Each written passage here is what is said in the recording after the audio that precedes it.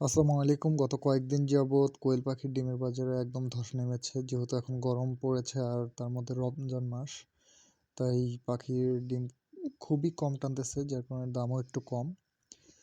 তো এইভাবে জমা হতে হতে প্রায় 1400 প্লাস ডিম আমার ফ্রিজে জমা হয়েছে, তাই আজকে বাধ্য হয়ে কিছু ডিম সেল করতে হবে। তো আজকে আমি 1200 প্লাস ডিম বাজারে দিয়ে আসবো। একজনের সাথে কথা হয়েছে, সে 280 টাকা হিসাবে আমাকে দাম বলেছেন। তো আলহামদুলিল্লাহ, আমি 1200 ডিম ক্যারেটে সুন্দরভাবে গুনে নিলাম। তো খামারে আমাদের প্রতিদিন যে কাজগুলো করতে হয় তার মধ্যে পাখিকে সঠিক সময়ে খাবার দেওয়া এবং তাদের ময়লাগুলো পরিষ্কার করতে হয়।